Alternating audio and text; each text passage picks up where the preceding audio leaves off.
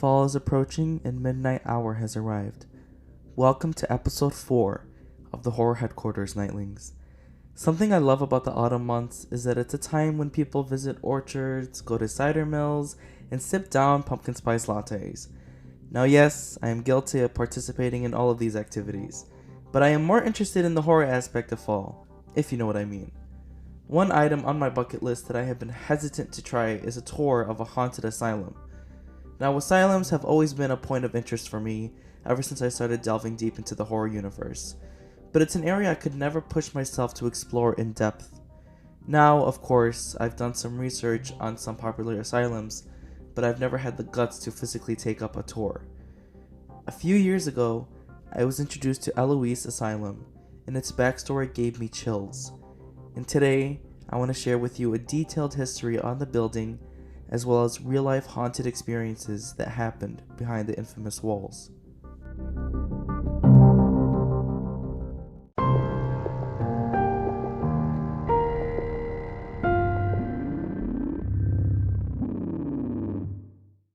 Eloise Psychiatric Hospital is located in Westland, Michigan. It got its name from Detroit's postmaster at the time. It started out as a poorhouse and farm in 1839, and over the years shifted into a general hospital, mental hospital, and sanitarium for tuberculosis patients. The location became so popularized that Eloise became its own city, occupying over 900 acres. The complex had more than 70 buildings that included a fire and police department, post office, bakeries, schools and universities, etc. It started with only a few patients and exploded to over 10,000 patients during the Great Depression. On March 22, 1841, the very first patient in Eloise was labeled as insane. Bridget Hughes was her name, and she spent her whole life inside the psychiatric hospital until her death in 1895. That's over 50 years of containment. Okay, it's time for a creepy fun fact, but I want you to keep in mind what I just said before. Being that a state asylum wasn't properly established until 1848, a place called the County House was the only place in Michigan for the criminally insane. The only division of patients was by sex. That means that babies, elderly men, the blind, and insane were all housed together. No separation at all. I can't imagine the mayhem that must have happened in that situation, because you have people taking care of babies, of little kids, of blind people, of insane people, of old people, all in one area.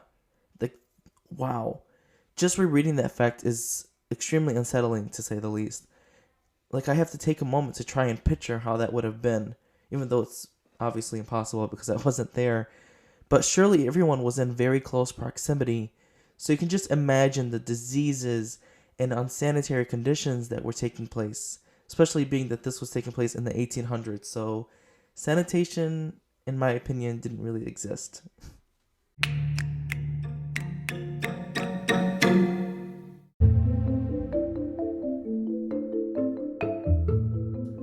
Now, when the plans for an asylum were eventually passed, it was to be completed on 10 acres of land all the way in Kalamazoo, Michigan, in which they only took limited patients from Eloise, stating that they would only accept curable patients.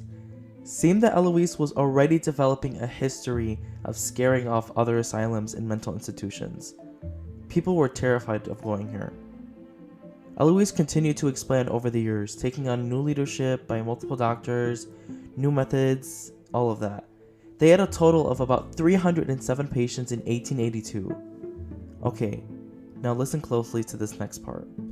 In 1887, a unique building was built that combined 3 very unusual groups: a chapel, insane wards, and the administrative headquarters.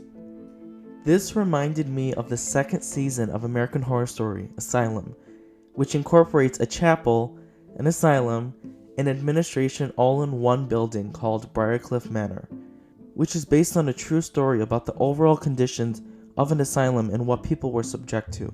Speaking of which, Eloise practiced methods that are now known as controversial. This included lobotomies, hydrotherapy, insulin therapy, and electroshock therapy.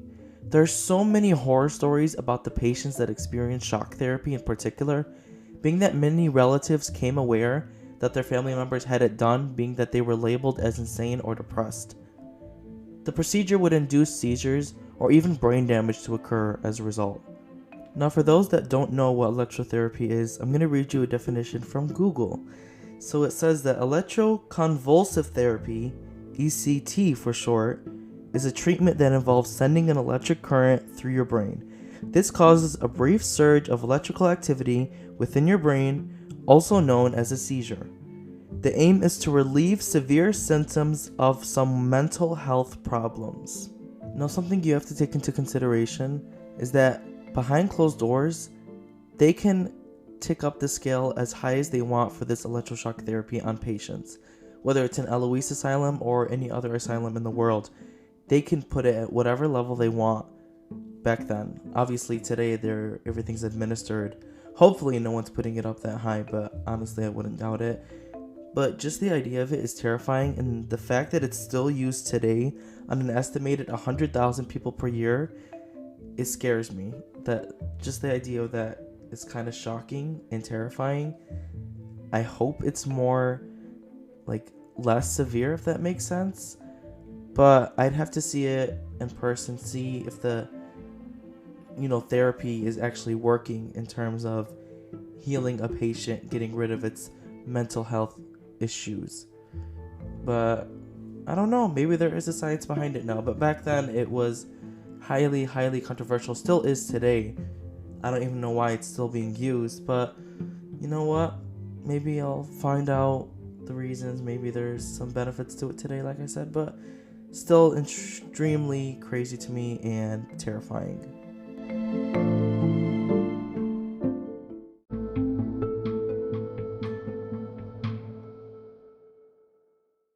Now, the FDA did ban this use of electroshock therapy on March 4th, 2020, literally right before the pandemic, but it was unfortunately struck down and is still being used today, which is insane. And there's a bunch of articles about it. I highly recommend going and looking at them, reading about the negatives of electroshock therapy, because I am not seeing any positives as of thus far. But I highly recommend checking out the articles on it today. There are a bunch of really good ones that you guys can take a look at. Alright, now this next part is extremely, extremely disturbing in a way. I say that because it mentions cemeteries, and if you've listened to episode 2, you know that I hate cemeteries. If you haven't, go give it a listen. I literally talk for 20 minutes about how much I hate cemeteries and why. Now, about 7,100 people were buried in Eloise Cemetery between 1910 and 1948. Now, these were the patients who died at the institution and had no known relatives, or relatives who were unwilling or unable to bury them if they were poor or just very distant or just wouldn't respond. But the creepiest thing about it is that the graves were only labeled by numbers. So, 1 through 7,100. You're labeled by a number, not by your name, nothing. No records, absolutely nothing. Now, that is terrifying. Now, people in the area around Eloise at the time heard about the ghost stories and about how there would be people buried on the land, but they didn't know where until 2015.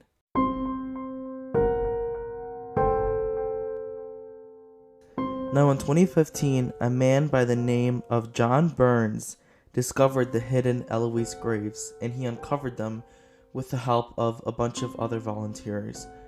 He said he discovered them because he had heard about the ghost stories and about the graveyard that no one could find and how it was hidden, and he decided to go out into the field one day and uncovered all the graves. And I'll tell you one thing, this man has guts, because I could never. If I start digging and I see a number, I'm running the other way extremely, extremely fast, like sonic speed. Absolutely terrifying. But he does have really good intentions about it. Or he did have good intentions about it, I should say, because this happened back in 2015. Thankfully, today it's now an official cemetery after a bunch of procedures that they had to do in order to make sure that everything was done in a safe and organized way. But his mission was to connect all of those 7,100 people with their distant relatives or people that they may have known basically identifying each of those burials to a person that resided in Eloise at the time and died.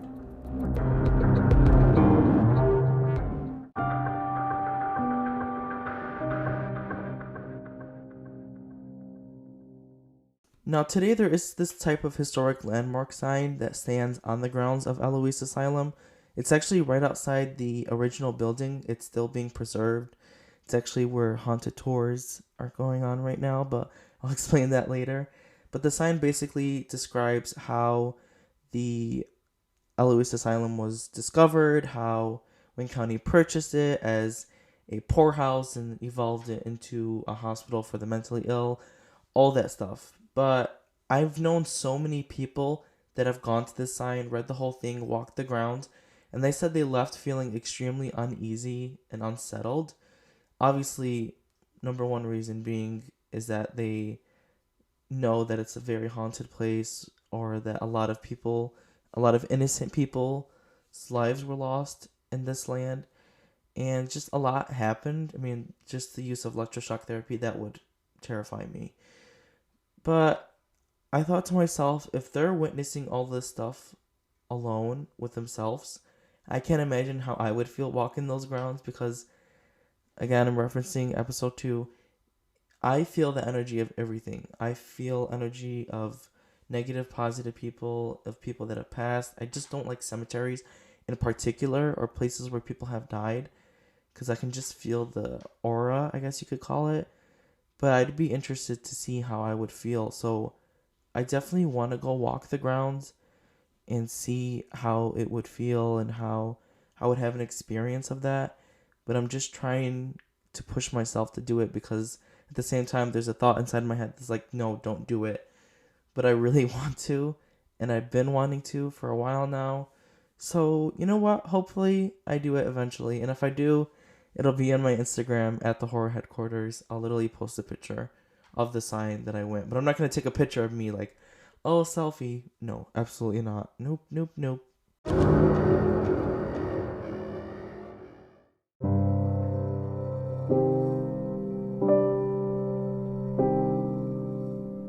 Now, something that makes this location 100 times more terrifying than everything I've already said so far is the fact that people would get sent here even if they didn't have mental health issues.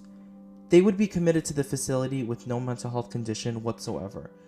Like, men would send their wives here if they thought they were cheating, or they would make assumptions about them. And we know how women's rights worked. Obviously, back in the 1800s, they were non-existent basically. So women didn't really have a lot of power, unfortunately. But this is what caused Eloise to be the center of torment and fear. All these innocent people would be locked up with others that were actually psychotic and crazy in the head. And as a result, a bunch of hauntings are still happening in the building today.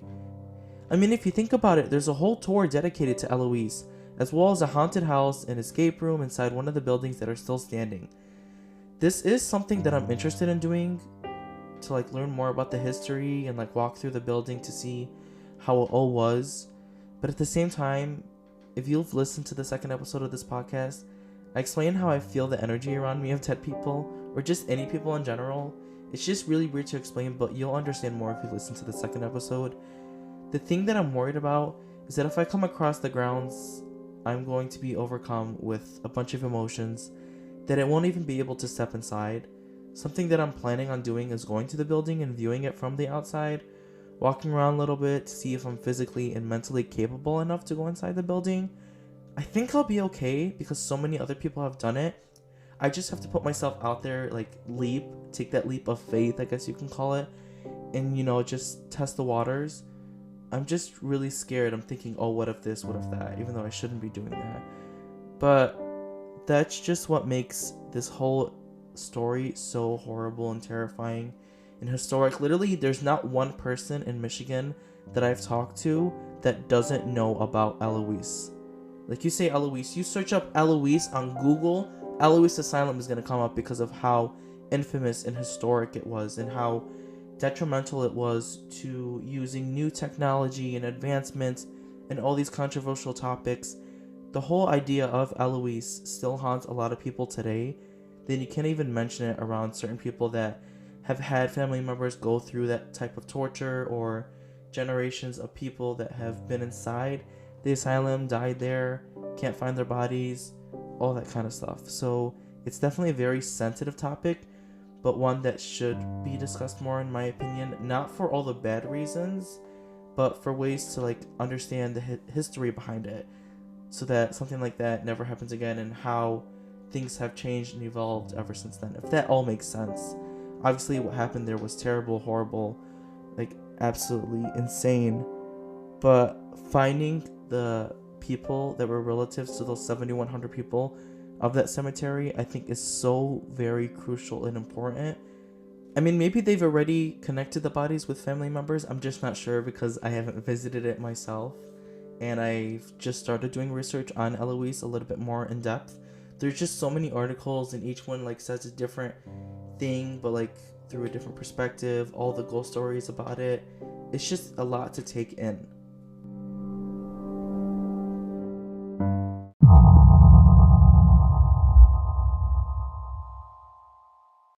Alright, now you guys are probably asking, what is this haunted tour thingy majiggy that I keep talking about throughout this episode? Alright, so this was opened recently. It was actually opened at the end of 2021. It's called Eloise Asylum. It's opened in the original psychiatric hospital of Eloise. And I'm actually on the website right now, and I'm going to read you the description that they have. It says, Eloise's 30,000 square foot of high-tech horror presents a haunting horror experience unlike any other. Powered by over 100 courteous event staff and professionally trained scare actors nightly. This brand new walkthrough horror experience is expected to last 35 to 40 minutes. Scream for a great cause. A portion of the proceeds from this event will be donated to the homeless shelter on site. Alright, so it has a good, meaning behind it. But it's taking place in the psychiatric ward. Absolutely not. I mean, I kind of want to do it. Like, something inside me is literally telling me to do it. The thing is, they sell out of tickets so quickly, like very fast, and you have to get them in advance. And I'm pretty sure they're only open during the fall, actually, which is crazy as well. But it's not just like that haunted walkthrough. They also have tours, they have escape rooms, they have paranormal investigations, all that kind of stuff that you can do in this building. I personally am interested in the history of the building, doing a walkthrough of the history. I'm not really interested in the haunted like walkthrough experience. That's just too terrifying for me right now. I don't know, maybe I'll change my mind, but as of now I'm more interested in the history behind the building and how it all was just so terrible and horrifying. Obviously, I told you I'm into horror. I like this kind of stuff. It's horrible what happened to the people, but I'm interested in learning more about it. But you guys can also search this up. It's EloiseAsylum.com. It has a bunch of information on it that you can go on. They have an Instagram page, a Facebook page. It's actually really interesting to look at. Now, anytime I tell myself that I'm going to do the haunted tour or even walk through this building, I'm reminded of all the ghost stories that people have talked about to the news, things that I've heard from my friends that have gone. Just listen. Now, there's a bunch of YouTube videos about Eloise Asylum on YouTube that I'm actually interested in watching, which I think I'm going to actually check out after I finish recording this episode. But the things that I'm going to tell you next are things that I've heard personally from people. And then I'll also throw in some things that have been said online that a lot of magazines and articles have taken up. So to start, someone that I've talked to before said that they've heard voices inside the building. They said that they've heard whispers of like help me or hi or just murmurs around them, and they said that they weren't like hallucinating or anything because the people around them also heard it, which is insane to even hear. Another person said that they seen ghosts running throughout the hallways, which is another terrifying thing. Oh my god, I can't imagine that. Also, there's something online that says a lady has been heard whispering help me. Yeah, the more that I read these tales and the more that I'm recalling everything that I've been told about Eloise Asylum, the more I'm reminding myself why I am even considering going to this place. But, that's what comes from being a horror fan, is that I'm weird and I accept it. It's okay. Now, I just want to reiterate that these are things that I've heard from people, things that I've never experienced. So don't be in the comments like, oh no, I've been there and there's nothing. All these people are liars.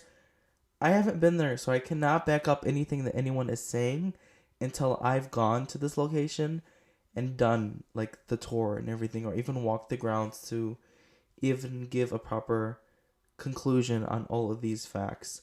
But to each their own. If they said they heard it and they're being truthful, then you know what? Fine.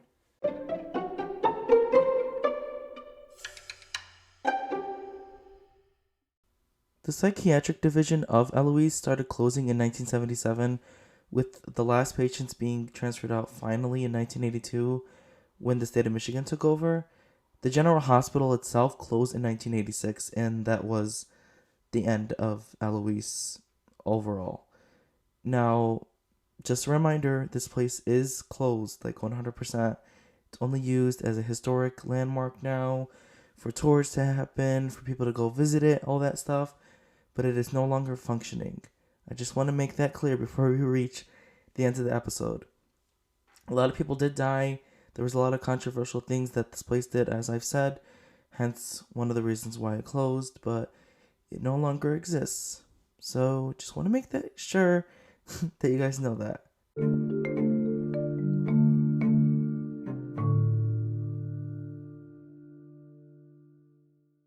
Now, before we conclude today's episode, I want to talk about the poll results from the previous episode, as well as touching on some questions that you guys have left in the Q&A. Also, thank you to everyone who has been participating in those. I really appreciate it. I'm sorry, this is, again, only for Spotify listeners. But just a reminder, Spotify is free, so anyone can literally make an account. All you need is your email, and that's it, and you have an account. And you can sign up, follow us on Spotify, and participate in the polls and Q&A. Now, the poll question from last week was, what's your favorite thing about horror films?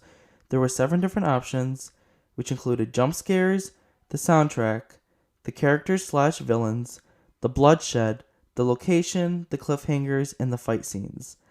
And the winner was actually tied for the first time. First place was tied with 11 votes each. The soundtrack and the bloodshed were tied for first. Second place was also tied, a 3-way tie, between the characters' villains, jump scares, and the cliffhangers. And third place was also tied. Oh my god, we have ties in all 3 categories.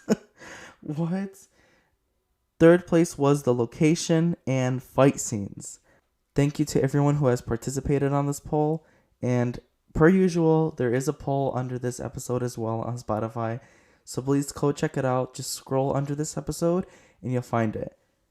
Now I want to take this next part to talk about the Q&A that I posted under the episode. Now I'm going to also talk about the ones I put on the previous episode because I forgot to mention them in the previous episode that I did. So if that makes sense. That's probably really confusing to hear.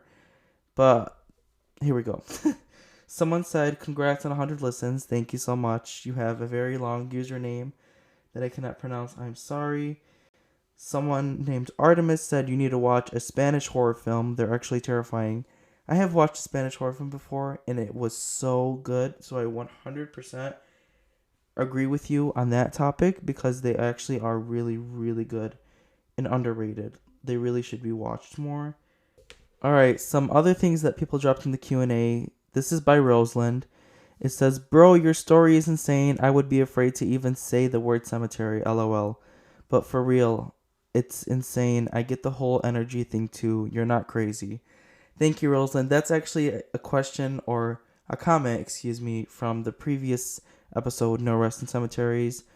The next ones that I'm going to be blurting out are actually from that episode as well. Someone else said, amazing episode. I wish you the best of luck with this podcast. You're doing great. That's by York. Thank you, York. I really appreciate that. Let's see. Oh, we have someone named Hayden that said, bro, screw cemeteries. These stories are wild. I love how descriptive you were. Oh my god, I'm so creeped out now. Thank you. This is by Glendale. It says, great episode. Really enjoyed listening to this. Love from Cali. Here's another one. Name is Michael. We live near a haunted cemetery. And when I'm old enough, I'm going very far away from it, lol. As someone who lives next to one, they're as terrifying as you explain them to be. Oh my god, you live next to a cemetery. That's no. I don't care if I'm old enough or not old enough. I'm getting out of there. It's not gonna happen. But yeah, those are the Q&A questions that you guys submitted. Thank you so much for all the feedback, all the kindness, all the questions, recommendations. Please drop some in this episode as well. There is a Q&A. Literally drop anything. Whether it's, like I said, a simple hello, letting me know what to do in future episodes, what you enjoyed, what you didn't enjoy, what I should take out. Just anything. Recommendations on horror films, anything at all. I'd really appreciate it. Thank you guys so much again.